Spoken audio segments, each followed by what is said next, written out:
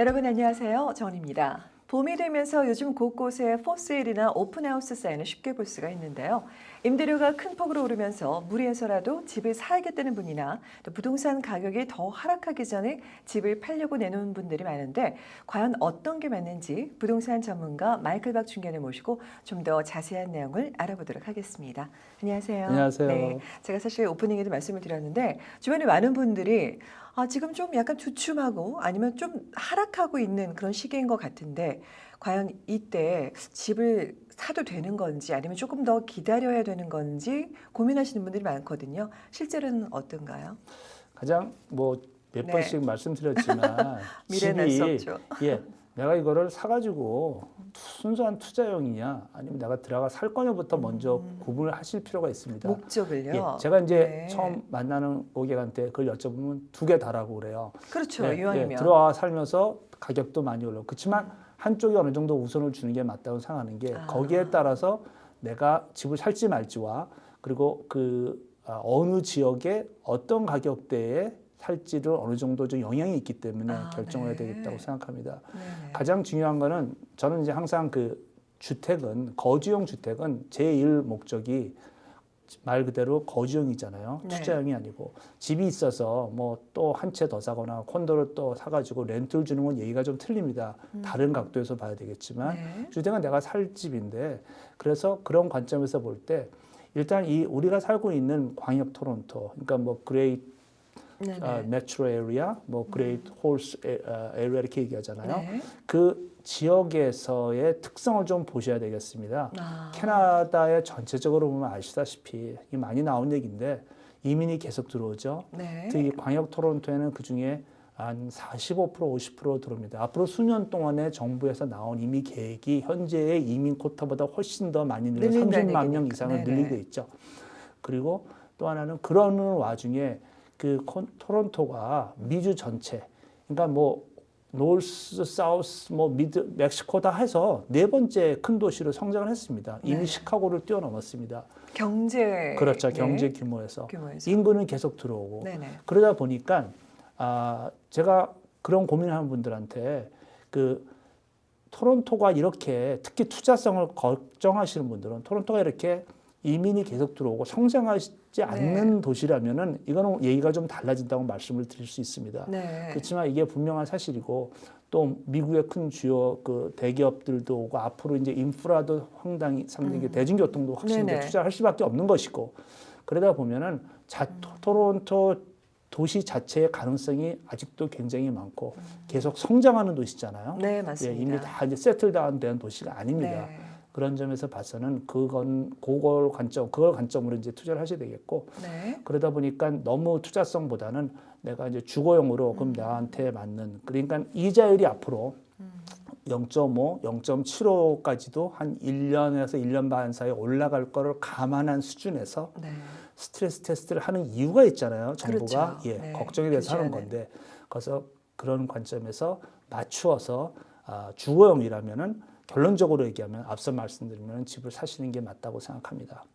알겠습니다. 그 말씀 이제 정리해 보자면 이제 투자성, 순수하게 투자가 목적이 아닌 물론 이제 살면서 어느 정도 또 집값이 상승하는 걸 기대는 하겠죠. 하지만은 이제 그것만을 바라보는 게 아니라 약간의 비중을 내가 이제 실제 거주하는 걸로 뒀을 때는 이제 사는 게 맞다라는 말씀이시겠네요. 그렇죠?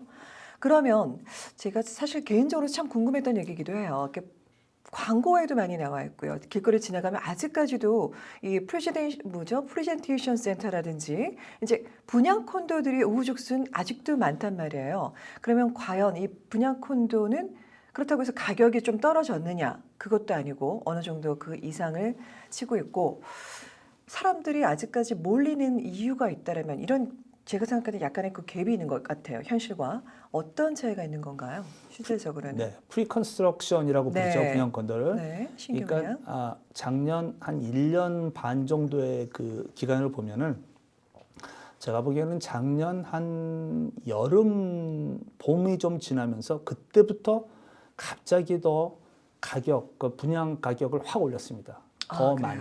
그때까지 어느 정도 꾸준히 올랐었는데 그래서 얼마 전만 해도 불과 3달 전에 그 같은 지역 내에서 분양한 가격과 새로 나온 프로젝트의 가격이 확 차가 났습니다. 올라갔다는 그렇죠. 말씀이시죠? 3달 전에 저희가 소개한 때만 해도 내심 야 굉장히 너무 비싸네 그러면서 위치가 좋으니까 뭐 손님이 원하시니까 뭐 이렇게 팔았단 말입니다. 예, 근데 이제 지금 보면은 더 올랐어요. 굉장히 싸게 산 셈이 된 거죠. 아, 그래요? 예, 그러면서 저희가 항상 한 1년 지나면 나도 하나 더 살 걸 뭐 이런 식으로 이제 하는 게 그만큼 가격이 올랐습니다. 그래요. 예, 네. 이유가 몇 가지 있는데요. 네네. 일단은 현재의 프리 컨스트럭션은 기존의 콘도나 집하고 달리 일단 내가 한 1년이나 1년 반 사이에 집값이 한 15%나 25%를 분할해서 5%씩 해서 내잖아요.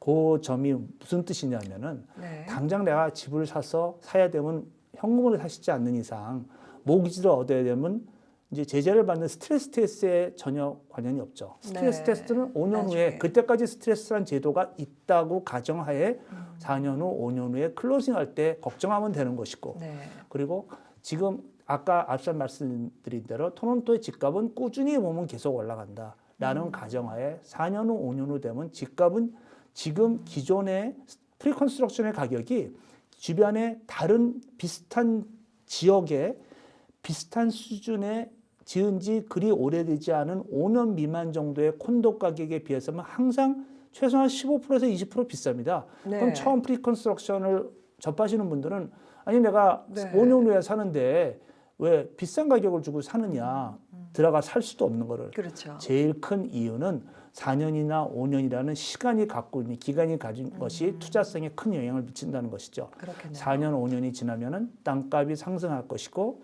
건축비도 올라갈 것이고 인건비도 올라갈 것이고 빌더 입장에서는 지금 조금 비싸게 팔더라도 4년 후, 5년 후까지에 들어갈 비용 감안과 혹시라도 불경기가 오거나 불황이 와서 그 건축비가 많이 든다든지 네. 이러면은 굉장히 리스크가 많은 투자를 하는 거죠. 물론 그러네요.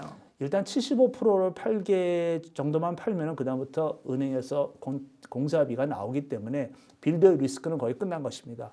땅만 파게 되면은 그때부터는 나머지 25%는 자연스럽게 네. 올라간 가격에 팔 수도 있는 것이지만 그때까지의 리스크를 안고 있는 거고 프리컨스트럭션을 투자성으로 보시는 시각은 기존의 다른 주택을 보는 거하고는 완전히 달라져야 됩니다. 투자성만 아니라 또 거기에 관련된 것도 여러 가지 다르기 때문에 몇 가지는 꼭 알고 하셔야 되겠습니다. 그 몇 가지라는 게 어떤 게 해당이 될 수 있나요? 예. 그러니까 4, 5년이 지나는 동안에 많은 분들이 이렇습니다. 이거 왜 사시려고 하세요? 그러면 우리 아들한테 주려고 네. 해요. 네네. 근데 5년 후 되면 아들이 필요 없는 집이 될 수도 있습니다. 이사 갈 수도 있고 네. 뭐 직장이 다른 타지로 갈 수도 있고 뭐 여러 가지가 5년이라는 세월이 많은 분들은 예견할 수 있지만 그렇지가 않습니다. 네. 제가 부동산 하다 보면은 이 집은 내가 사가지고 내가 은퇴해서 막말로 죽을 때까지 살 집이야. 네. 3년 후에 전화 오죠. 집 필요 없게 됐다고. 그러니까 이렇게 미래를 얘기할 수 없는 것처럼 4, 5년이라는 시간이 가는 게 투자성에 굉장히 유리한 점도 있지만 미래에 대한 불투명성에 투자를 하기 때문에 그렇고 또 하나는 사람들이 또 말씀드린 대로 가격을 비싼 데도 사는 이유가 집값이 계속 올라갔는데 지금 본인의 소득 상태로는 스트레스 테스트 적용하자니 집을 살 수 있는 능력이 안 되는데 여윳돈이 좀 있는 분들이죠.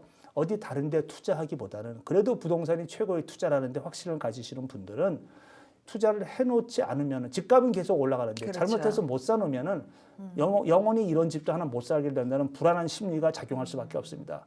그러면 시간적 사셔야 여유가 되죠. 좀 있는 거잖아요. 지금까지 15년, 20년 동안 분양 콘도 사서 손해 보신 분은 거의 없습니다. 네. 정도 차이는 많습니다. 저희도 정확히 못 맞췄지만 어떤 거는 굉장히 소위 대박이 난 것도 있고 네. 어떤 거는 들어간 그동안에 뭐 비용이나 이자 감안하고 뭐 탈때 복비, 뭐 등기세, 또 빌더가 추가로 차지하는 여러 가지 네. 세금 같은 거를 또 감안할 때 별로 큰 재미를 못 보신 분도 있습니다. 하지만 손해를 보는 건 아니잖아요. 손해를 보신 적은 그렇죠? 없죠. 그만큼 집값이 많이 올랐다는 거고 네. 분양 가격이 많이 올랐다는 거죠. 그래서 요즘 최근에 미디어에서도 보셨지만 네. 빌더들이 이러다 보니까 3년 전, 2년 전에 판 거를 취소를 시킵니다. 그러게요. 예를 들어 스퀘어피트당 그때 당시에 한 550불, 700불, 575불에 팔았던 것이 네. 지금 당장 팔면은 한 700, 한 200불 정도 스퀘어피트당 더 오르면 어마어마한 소득을 얻을 수가 있죠. 그렇죠. 그러면 그게 가능할 수 있는 게 계약서에는 일방적으로 써 있습니다. 모든 프리컨스트럭션의 계약은 자세히 살펴보면 너무나 형평성이 어긋나는 빌더 위주로 써 있습니다. 그걸 감안하고 사시는 겁니다. 예를 들어서 대부분의 그 빌더 어그리먼트를 그 계약을 하신 다음에 10일 내에 소위 이제 쿨링 피리어드라고 해가지고 변호사가 검토 보면은 그거를 전혀 경험이 없는 변호사가 보면 무슨 이런 계약이 다 있냐 할 정도입니다. 그렇지만 그걸 자주 봤던 변호사 이게 보통 요즘에 노멀 그러니까 정상적인 거기 때문에 크게 정도에서 벗어나지 않습니다라고 얘기하는 것뿐입니다. 그래서 그 프리컨스트럭션 사실 때 꼭 개발세나 교육세 뭐 특별하게 보면 특별 부가세 스페셜 레비가 클로징 할 때까지 얼마가 부과될지 모르는데 심지어 어떤 경우는 40만 불짜리 사가지고 3만 불 정도의 예상치 못한 세금을 내신 분도 있습니다. 다 써 있어요. 그 계약서 안에. 다 매입자 부담이라고. 그래서 계약하실 때 이런 것도 확실하게 그 캡, 그러니까 상한선을 정하셔야 될 뿐만 아니라 이렇게 굉장히 핫한 시장에서는 빌더들이 여러 가지 또 어떻게 보면 장난이랄까 하죠. 빌딩이 3개가 있는 한 단지 내에 페이스 1, 페이스 2, 페이스 3 파는 거는 당연히 그럴 수밖에 없지만 한꺼번에 팔면은 빌더들은 그렇죠. 손해입니다. 좋은 것만 팔고 나머지는 안 파니까. 그러니까 제일 안 좋은 것부터 제일 빌딩 먼저 팝니다. 나중 거는 그리고 그런데 그 빌딩 내에서 만약에 35층이다 그러면 10층씩 나눠서 팝니다. 또. 예, 그렇기도 하고. 그러면서 가격을 조절하는 거죠. 시장 상황에 따라서. 시장 상황에 따라서 계속 가격이 올라가면 팔기 시작한 지 단 한 달 만에 뭐 2만에서 유닛당 3만 5천씩 올릴 수도 있고요. 그건 정상적으로 이제 많은 분들이 어느 정도 이제 그러려니 하고 억셉트하는 수준을 됐습니다. 그런데도 불구하고 사실 나중에 보면은요, 실제적으로 이제 입주하는 시기가 되겠죠. 4, 5년 후에 입주를 하려는 그 시기에 보면은 막상 클로징 할 때 무슨 생각지도 않았던, 예상치도 않았던 뭐 세금이니 뭐 부가세니 뭐 여러 가지로 기타 등등 엑스트라 코스트가 되게 많이 발생을 한다고 들었거든요. 근데 그런 건 어떤 것들이 해당이 되는 건가요? 사실 프리컨스트럭션에 대해서 어느 정도 꼭 아셔야 될 걸 얘기하려면 따로 한 시간 얘기해야 되는데 몇 가지만 말씀드리면은 많은 분들이 흔히 일어나는 게 이겁니다. 처음에 계약할 때는 부모님 이름으로 계약을 했다가 클로징 할 때 보니까 부모님은 현재 직업이 없어요. 소득이 없어요. 근데 이제 그때 아들이 직장을 잡아서 아들 이름으로 명의를 바꾸게 되면은 모기지를 얻을 수 있는 경우가 많이 있죠. 그럼 그때 가서 빌더한테 이름 바꿔달라면 안 바꿔줍니다. 대부분 10일 이내에 안 하면은 계약한 지. 그래서 대부분은 클로징 할 때 본인의 변호사한테 부탁해서 타이틀 리디렉션을 합니다. 그래서 계약자의 원본의 계약서에 있는 이름하고 클로징 할 때 등기의 이름인 다른 이름이 들어가 있습니다. 그걸 CR에서는 다 알게 되죠. 이제는 CR에서 모든 계약에 대한 전매로 이제 간주가 되는데 단지 집안 식구끼리 자식과 부모 간의 이름을 바꿨다 하더라도 전매로 간주될 수 있습니다. 그렇죠. 같은 사람이 아니니까. 그렇게 되면 또 HST 문제가 생길 수 있고, 그리고 만약에 가격이 올라갔다고 하면 전매했을 때 내가 40만 불에 샀는데 5년 후에 전매로 50만 불에 팔아서 10만 불이 생기면 10만 불에 대한 소득세를 내셔야 됩니다. 근데 원래로 따지면은 어떤 매매 차익에 대해서는 캐피탈 게인이기 때문에 소득의 반만 판회의 소득으로 잡혀서 각자 다른 세율에 따라서 세금을 내시면 되는데 그게 아니고 이제는 전매는 거의 다 그 10만 불이 생기면 다 100% 과세 대상이 되는 것이죠. 그래서 내가 보통 5만 불을 그 해 내가 소득이 있었다면 그 해 소득은 15만 불이 되는 거죠. 5만 불 플러스 10만 불이. 옛날 같으면 그냥 5만 불만 그렇죠. 하면 되는데요. 5만 플러스 5만 되는데. 그러니까 그게 이제 굉장히 많은 분들이 이 정도는 알고 계시는데 이름을 바꾼다든지 아니면은 전매뿐만 아니라 모든 어떤 그 처음에 계약과 약간이라도 변경이 생기는 그런 과정에서 꼭 하셔야 될 거는 빌더가 원하는 대로 뭐 어떤 때는 빌더에서 뭐가 날라와요. 이거 이렇게 개정됐으니까 사인해라. 별거 아니다. 내용 파악이나 의미를 정확히 모르시고도 사인하셔서 보낸 다음에 갑자기 몇만 불 더 주는 경우도 생깁니다. 그러니까 어떤 뭘 본인이 사인한다든지 이런 스테러스가 바뀔 때는 반드시 회계사나 변호사 최소한 담당 중개인 좀 아는 중개인한테 물어보셔서 이걸 해야 되는지 이미 다 사인을 하시면 다 끝난 얘기죠. 꼭 한번 하고 한번 검토하시고 하시는 게 맞다고 생각합니다. 그렇겠네요. 중요한 부분을 놓쳐서 나중에 피해를 보거나 불이익을 그런 발생하는 일은 없어야 되겠네요. 근데 지금 이런 거 저런 거 다 감안을 했었을 때 그럼에도 불구하고 이 분양콘도라는 거를 사야 하는 그런 어떤 가치가 있는 건가요? 실제로? 예.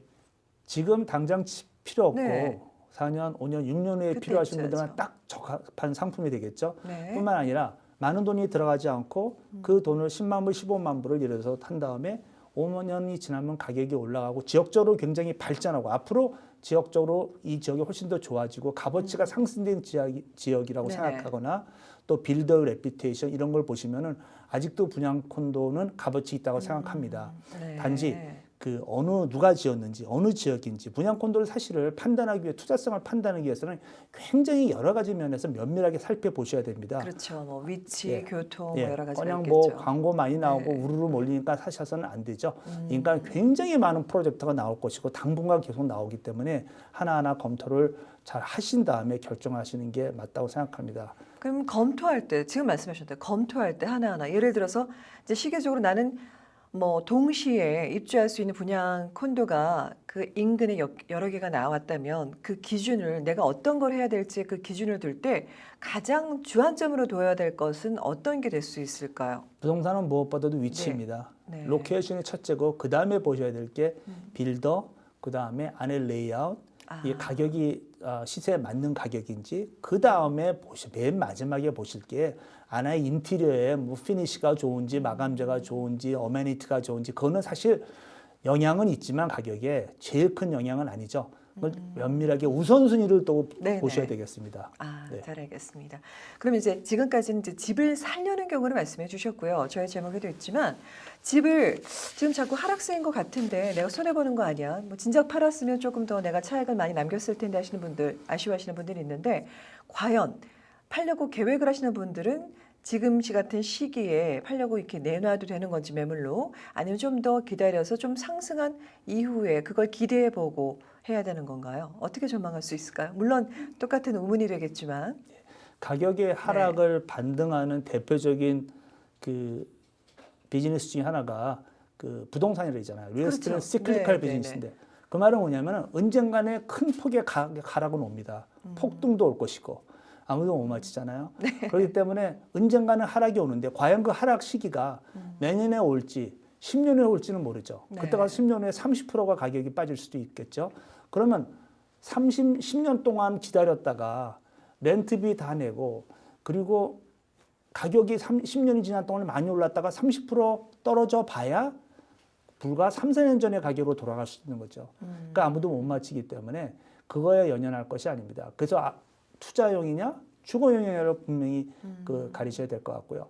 누구나 예측은 우연히 맞출 수 있습니다. 고장난 시계가 멈춰서도 하루에 2번은 맞잖아요. 그렇죠? 예, 2번은 맞죠. 예, 2번 맞기 때문에 네. 예, 우연히 맞힌 것 뿐입니다.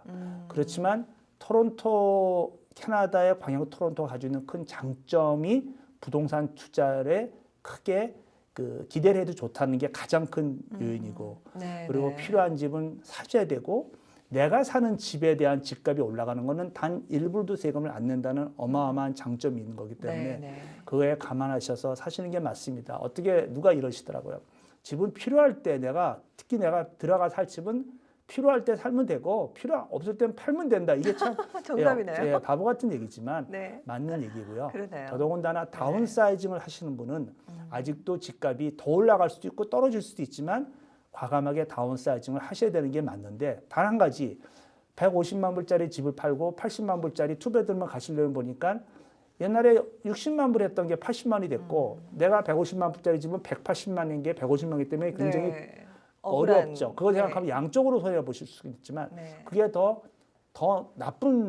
기다리다가 더 많은 손해가 나실 수 있기 때문에 그런 건 저런 거 따지시면 안 됩니다. 1년 전, 2년 전 가격을 생각하고 팔지 못하거나 더 1년 후, 2년 후에 네, 아무도 모르는 기다리거나. 거고 기다리거나 하는 거는 별로 주거용 주택을 사시는 분의 판단 기준은 아니라고 생각합니다. 그럼 제가 지금 정리를 잠깐 제 개인적인 소견이지만 해보자면 집을 사는 것도 마찬가지고 파는 것도 마찬가지고요. 사거나 팔 때 제일 중요한 거는 과연 내가 이 집을 들어가 살 것이냐. 그러니까 주거용인지 아니면은 뭐 약간의 투자성이 더 짙은 건지 그 목적을 먼저 더 중요하게 생각을 해야 될 것 같아요. 그렇죠. 투자용이라고 생각하면 내가 그 지역에서 살기엔 좀 불편하고 네. 학군도 안 맞지만 지금 동네는 그냥 미래 가치를 별로 보고. 별로 이렇게 좋은 지역은 아닌데 지나가면 확실히 뭐 이것도 들어오고 저것도 들어오면서 좋아질 거다는 그걸 감안하고 사시는 거죠. 네. 그러니까 양쪽을 다 가질 수는 없습니다. 지금 내가 불편함을 감수하면서 동네는 안 좋고 집은 허름하지만 누구나 좋은 집 사기 원하죠. 새 집. 네. 그러니까 외곽지대 가면 궁궐 같은 집을 살 수 있는데 반해서 그렇죠. 다운타운에 오면 허물어지는 사셔야 됩니다. 그렇죠? 네. 허물어질 수 있는 집을 사더라도 그 사는 동안의 불편함을 감수하면서 앞으로의 투자성에 비중을 두느냐, 아니면 나는 그거 저거 필요 없고 내가 사는 동안에 편안하게 좋은 환경에 사겠다 하면은 투자성을 포기하셔야 되는 경우가 있기 때문에 양쪽으로 다 가질 수는 없다는 점을 생각하셔야 되겠습니다.